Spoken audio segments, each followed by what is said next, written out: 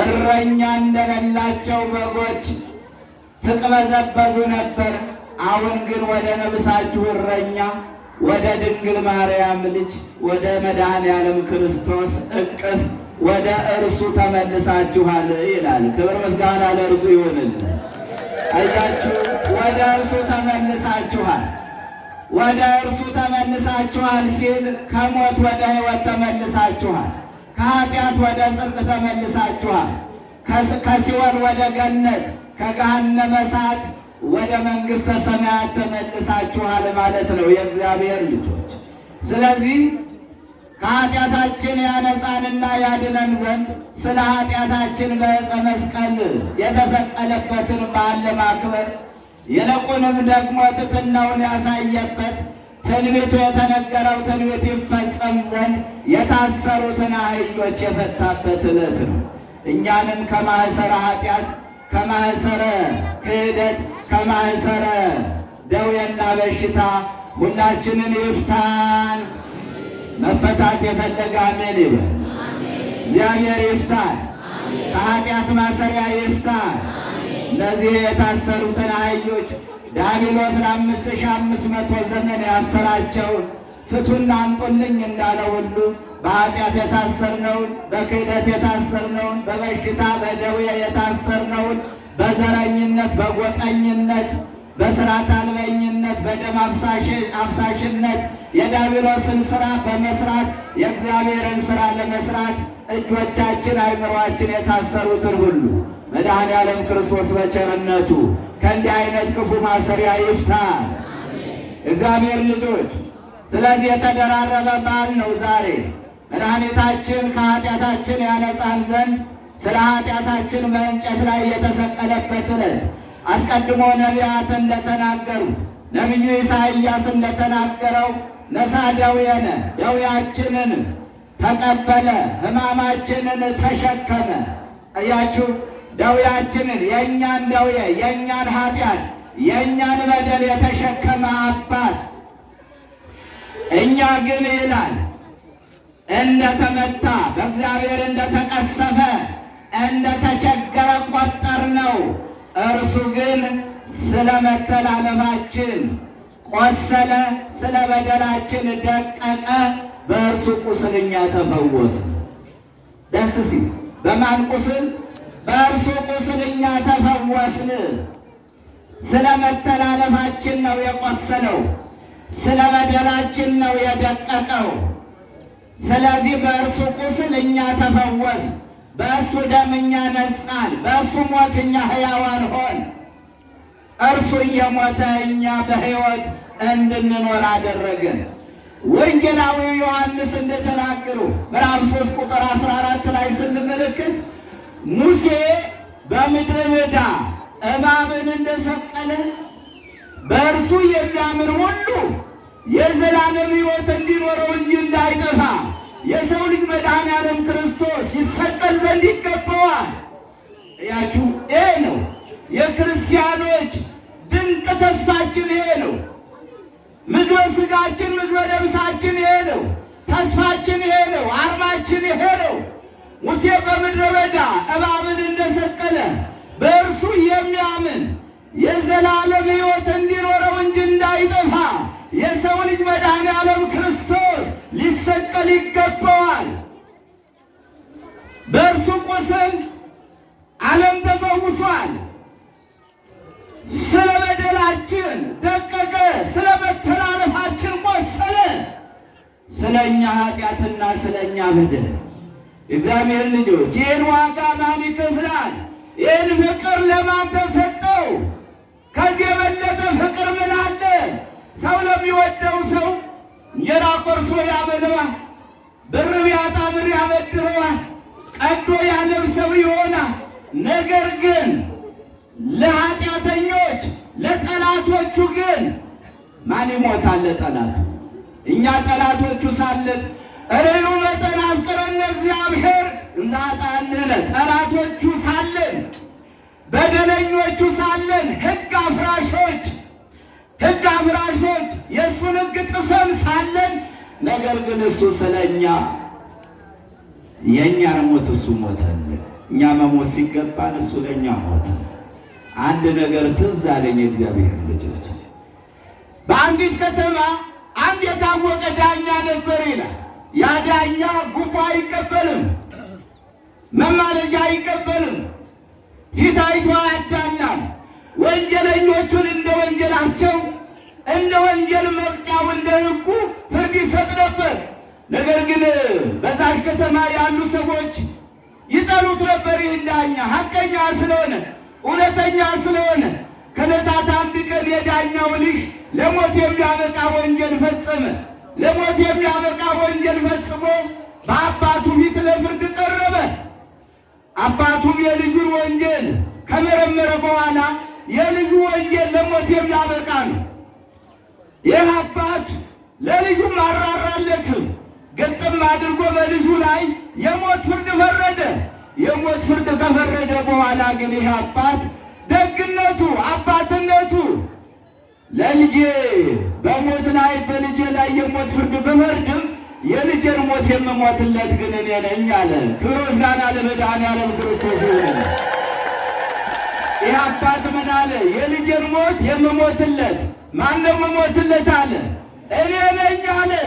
አያችሁ፣ የሞት ፍርድ ተፈርዶብን ሳለ የእኛን የሞት ፍርድ የሞተልን እሱ ነዋ። ለዚህ አባት እንዲህ መሰብሰብ ብቻ መቼ ይበቃዋል? ራቁቱን ቀራንዮ ላይ ሲሰቀል እንደ ውርደት አልቆጠረውም።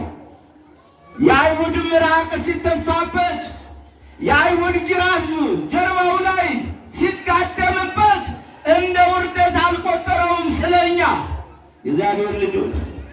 ታዲያ አባ ሕርያቆስ ገረመው ይሄ ፍቅር።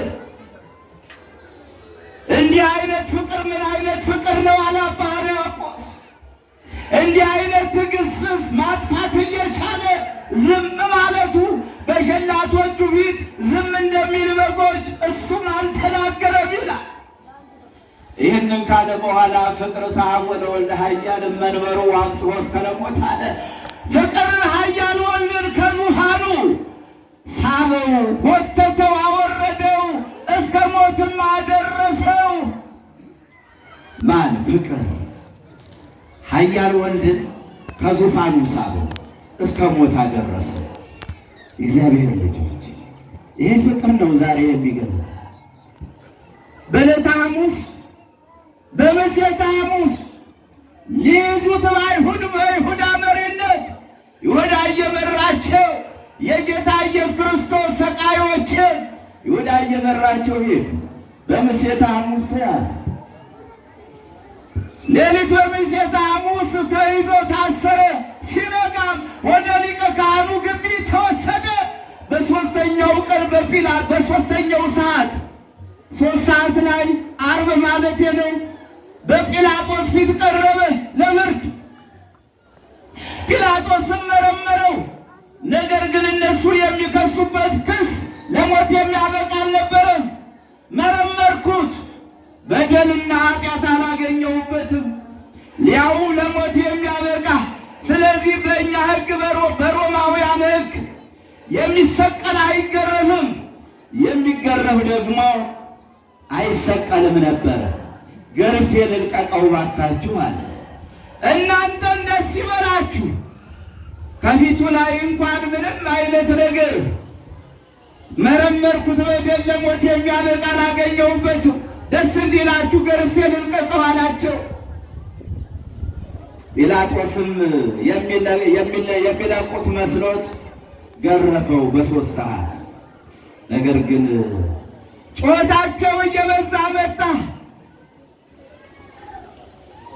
በእርሱ ላይ ያላቸው ክስ፣ በእርሱ ላይ ያላቸው ቅናት፣ ጥላቻ እየጠነከረ መጣ። 6 ሰዓት ላይ ተሰቀለ። ዓርብ 6 ሰዓት ላይ ተሰቅሎ እስከ 9 ሰዓት ላይ እጆቹን በመስቀል ላይ ዘርግቶ የኔ አባት ትላንትና የዕውሩን ዓይን ዳሰው ያበሩ እጆቹ ትላንትና 2 ዓሣ 5 እንጀራ አበርክተው ለ5,000 ሕዝብ ያጠገቡ እጆቹ መስቀል ላይ ተዘርግተው በሚስማር ተቸንክረው መስቀል ላይ ተዘርግተው ነበር ከ6 እስከ 9 ሰዓት። እግዚአብሔር ልጆች በመስቀል ላይ ያለ ፀሐይ ብርሃኗን ከለከለች። ጨለማ ሆነ፣ ዓለም ጨለማ ሆነ። ጨረቃ ደም መሰለች፣ ከዋክብት ወደቁ፣ አለቶች ተሰነጣጠቁ፣ መቃብራት ተከፈቱ፣ ሙታን ተነሱ፣ ወደ ቅድስት ከተማ ወደ ገነት ገቡ። በዚህ ዕለት የቤተ መቅደሱ መጋረጃ ለሁለት ተቀደደ። በዚህ ዕለት ይህንን ያዩ ሰቃዮቹ ለካ ይሄ በእውነትም የእግዚአብሔር ልጅ ነበር፣ በእውነትም አምላክ ወልደ አምላክ ነበር። ለካ የእግዚአብሔር ልጅ እግዚአብሔር ነበር። የአይሁድ ንጉሥ ነኝ ሲል የእግዚአብሔር ልጅ ነኝ ሲል ከሰማይ መጣው ወረዱ ሲል አልቀበል ነው ያለው። ለካ እርሱ ጻድቅና እውነተኛ አምላክ ነበር ብለው እስኪመሰክሩ ድረስ ድንቅ ታምራቱ ፀሐይ ሲጨልም ጨረቃ ደም ሲሆን ከዋክብት ሲረግፉ ሲነጠፉ አለቶች ሲሰነጣጠቁ መቃብራት ሲከፋፈቱ ሙታን ሲነሱ መጋረጃው ሲሰነጠቅ ሲቀደድ ይሄ የሆነው በዛሬው ዕለት ነው። የእግዚአብሔር ልጆች በዛሬው ዕለት ነው። የኢየሩሳሌም ሴቶች 7 አጋንንት ያወጣላት መግደላዊት ደረቷን እየደቃች የኢየሩሳሌም ሌሎቹም ሴቶች ከጉብጥናቸው ቀና ብለው እንዲሄዱ ያደረጋቸው 12 ዓመት ደም ሲፈሳት የነበረችው የጨርቁን ዘርፍ ለብሳ የተፈወሰችው እነዚህ ሁሉ አንገታቸውን ደረታቸውን እየደቁ በልቅሶ ምሾ እያወጡ ያለቀሱበት ዕለት ነው። ስለ ራሳችሁ አልቅሱ ስለ እኔ አታልቅሱ ብሎ ያጽናናበት ዕለት ነው። እግዚአብሔር ልጆች በዛሬው ዕለት ድንቅ ነገር የተሰራበት የለቁንም የወር መጋቢት እግዚአብሔር ብዙ ስራ የሰራበት ዕለት ነው። ዓለም የተፈጠረው በዚህ በወርሃ መጋቢት ነው። መድኃኒታችን ዓለምን ለማዳን የተጸነሰበት በዚህ በወርሃ መጋቢት ነው። ዓለምን ለማዳን የተሰቀለው በዚህ በወርሃ መጋቢት ሚያዝያ 27 ዓለምን ለማሳለፍ የሚመጣውም በዚሁ በወርሃ መጋቢት አያችሁ። 4 ነገር ዓለም የተፈጠረበት፣ መድኃኒታችን ዓለምን ለማዳን የተጸነሰበት፣ ዓለምን ለማዳን የተሰቀለበት፣ ዓለምን ለማሳለፍ ዳግም የሚመጣበት ወር ነው። በዚህ ሁሉ ታላቅ በዓል በዚህ ሁሉ እግዚአብሔር ሥራ በሠራበት ቀን ነው የተሰበሰብነው። በዚህ ዕለት የሰበሰበን መድኃኔዓለም ክርስቶስ ክብር ምስጋና ለእርሱ ይሁን። እግዚአብሔርን አመስግኑ፣ ሳታቋርጡ አመስግኑ። ምን በሉ? አድርጎልኛል የምትሉ፣ ወዶኛል የምትሉ፣ አድኖኛል ነፃ አውጥቶኛል የምትሉ እግዚአብሔርን አመስግኑ። ክብር ምስጋና ለእርሱ ይሁንልን። የእግዚአብሔር ልጆች በዚህ ሁሉ ነው እግዚአብሔር እኛን የባረከን።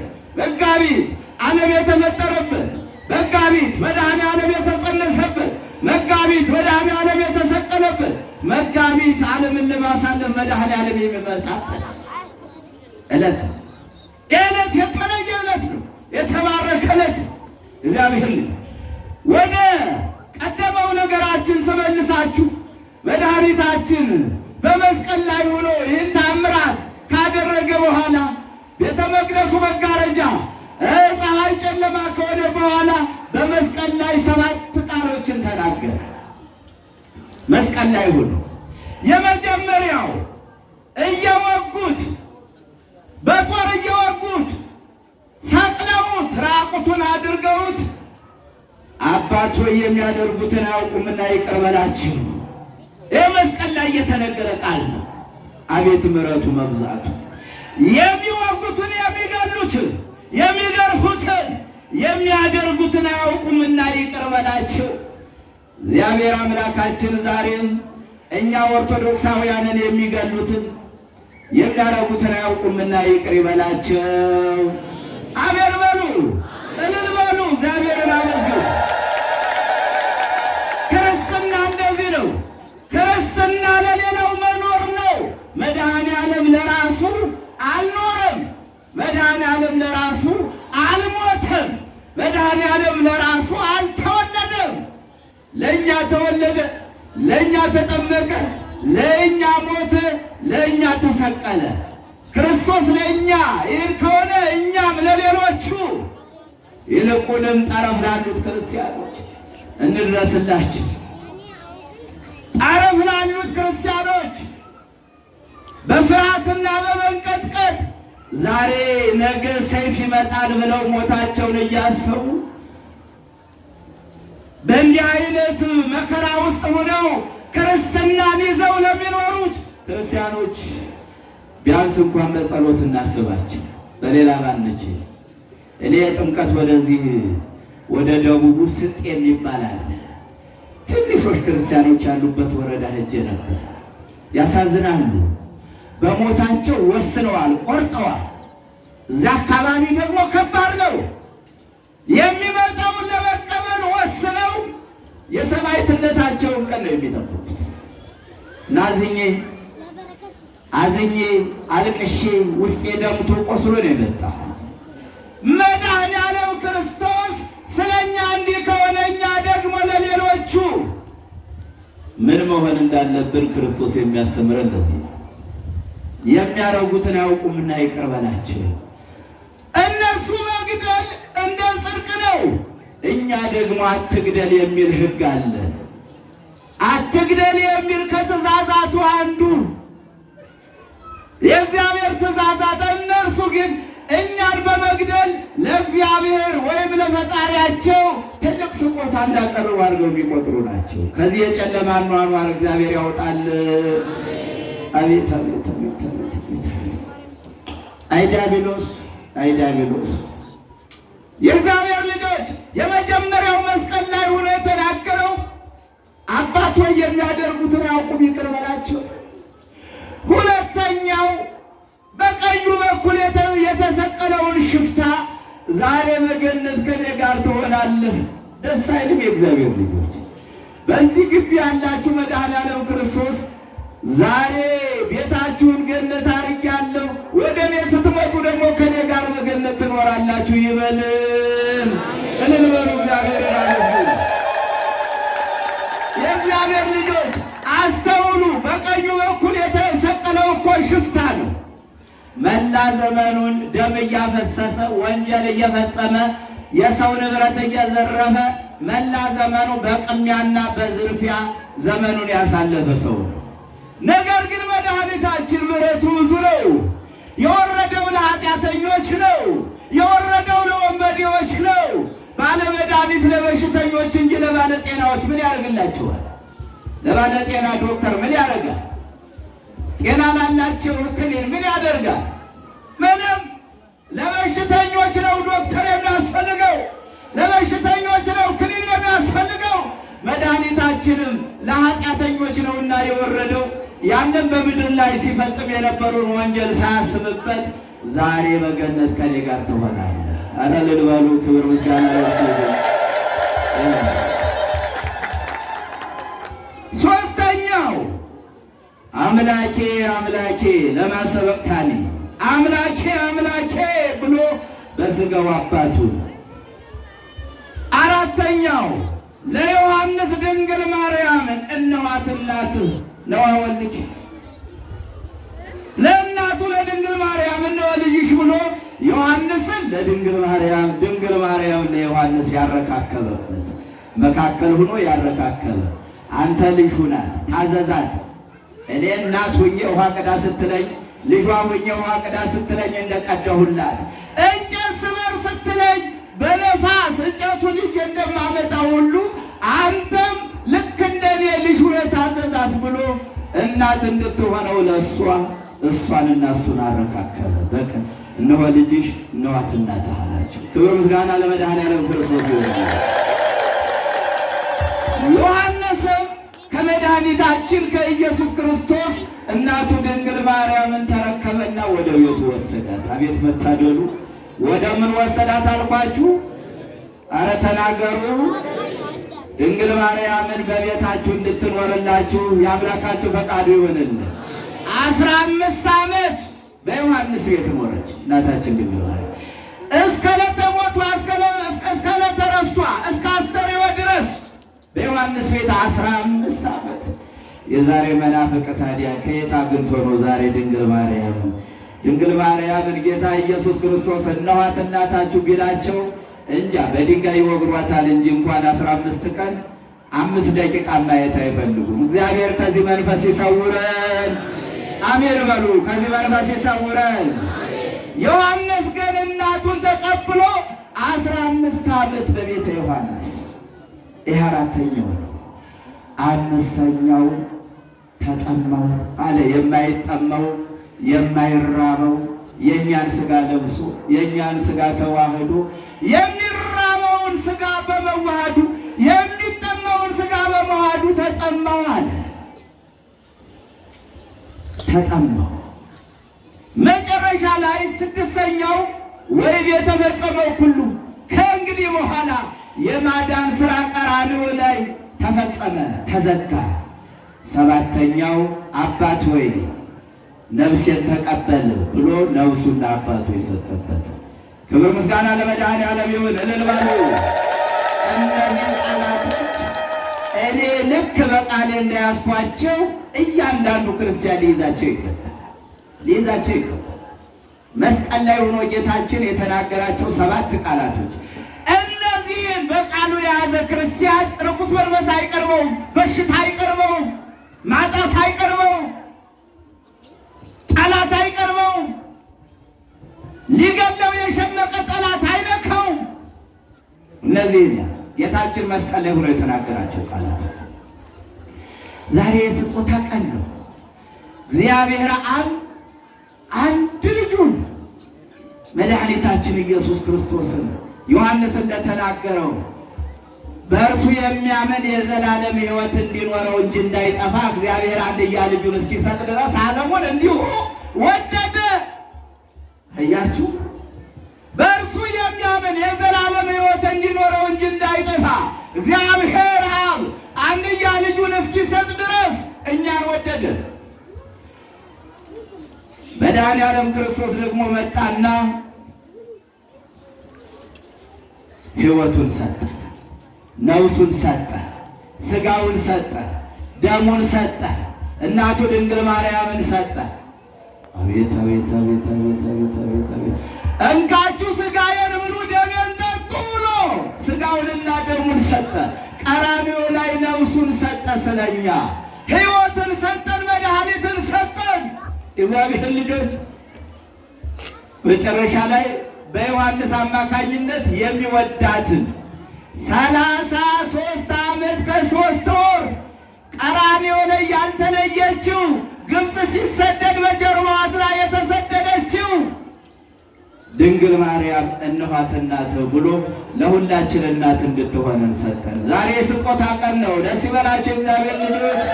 ዛሬ የምስጋና ቀን ነው። እናንተ ሳትሆኑ ድንጋዮች ያመሰገኑበት በወንጌል እንደተጻፈው ሕፃናት አንደበታቸው ያልፈታ ጡት ያልጣሉ ሕፃናት በመዝሙረ ዳዊት መዝሙር 8 እንደተጻፈው ጡት ያልጣሉ የእናታቸውን ጡት የሚጠቡ ሕፃናት ሆሳዕና ማርያም ብለው ያመሰገኑበት ዕለት ነው። የምስጋና ቀን ነው። እግዚአብሔር ልጆች የተደረገልን ነገር እንዲቀላል አይደለም፣ እንዲህ በቀላሉ የምናየው አይደለም። አዲያ ይገርማችኋል። መድኃኒታችን ኢየሱስ ክርስቶስ ሕይወቱን ሰጠን፣ ነፍሱን ሰጠን፣ ሥጋ ወደሙን ሰጠን፣ እናቱ ድንግል ማርያምን ሰጠን፣ ድህነትን ሰጠን፣ ሕይወትን ሰጠን፣ ሰላምን ሰጠን፣ ፍቅርን ሰጠን፣ ምግበ ሥጋ ሰጠን፣ ምግበ ነፍስ ሰጠን፣ ጤና ሰጠን፣ ልብስ ሰጠን፣ እስትንፋስ ሰጠን፣ ዓይን ሰጠን፣ አንደበት ሰጠን፣ እጅ ሰጠን።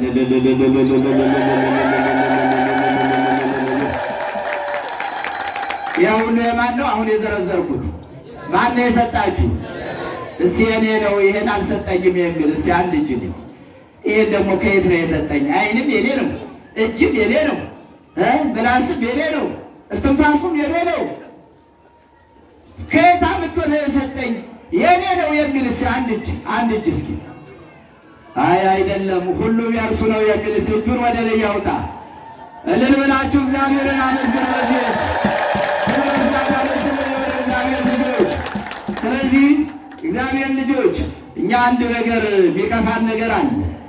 እውነት ለመናገር እግዚአብሔር የሰጠንን ብቻ እየሰማን እልል ማለት ብቻ እግዚአብሔር እንደሰጠን ደግሞ እኛ ደግሞ ለስጦታ ራሳችንን ቅድሚያ ራሳችንን ለእግዚአብሔር መስጠት ያስፈልጋል። ስጦታ የመጀመሪያው ስጦታ ይሄ ነው። ልጄ ወይ ልብህን ስጠኝ ነው። ልቡን ሳይሰጥ ብር የሚሰጥ ሰው ዋጋ የለው። የመጀመሪያው ራሳችን መሰጠት አለብን። መሰጠት ራሱ የተሰጠ ሰው ስጣት ውስጥ ክርክር ውስጥ አይገባም። እግዚአብሔር ልጆች ይቺ ቤተ ክርስቲያን እንግዲህ ይቺ ቤተ ክርስቲያን የዛሬ ዓመት ይሁን የዛሬ 2 ዓመት አካባቢ ስመጣ እንዲያቺ ደሳሳ ጎጆ ያለችበትም ጠፋኝ። በዚያ ላይ ትሁን በዚያ ላይ ትሁን። አሁን ግን በእንዲህ አይነት ባማረ ግቢና ባማረ ቤተ መቅደስ እንዲህ አይነቱን በዓል እንድናከብር ስለረዳን ደስ ይበላችሁ። ልልበሉ እግዚአብሔርን አመስግኑ። ይሄ ውጤት የማን ይመስላችኋል? የአረብ ነዳጅ ብር አይደለም፣ የአውሮፓ ዶላር አይደለም፣ የሌሎቹም ውጭ ሀገር ያሉት የእነሱ ብር አይደለም። የአባቶቻችን ከቦርሳቸው የእናቶቻችን ከመቀነታቸው ፈተው የሰሩት ቤተ ክርስቲያን ነው። በዓለም ዕጹምና ድንቅ ያሰኙ አብያተ ክርስቲያናት እንዳልኳችሁ ከውጭ ሀገር አንድ ብር ሳይመጣ እናቶቻችን መቀነታቸውን ፈተው ያሰሩት ነው። ይቺ ቤተ ክርስቲያንም እንደዚሁ እዚሁ ባሉት እናቶች እዚህ ባሉት አባቶች ባዋጧት ትንሽ ድቃቂ ሳንቲም ተሰርታ ይህንን የመሰለ ቤተ ክርስቲያን ተሰርቶ ይህንን የመሰለ በዓል እንድናከብር ስለረዳን ደስ ካላችሁ ልልበሉ፣ ካላላችሁ ተው። እና ብር አምጣ ሊለን ነው አሁን የሁሉ ውጣ ውረድ ምን አስፈለገ እያላችሁ ይመስለኛል። አሁን ብር ቁም ነገር ሆኖ ነው፣ ቁም ነገር ነው። እግዚአብሔር ልጆች እየሰማችሁኝ አይደለም እንዴ? ቅድም አሜን አሜን ስትሉ አሁን ነው ጸጥ። ብር ቁም ነገር ነው ለእግዚአብሔር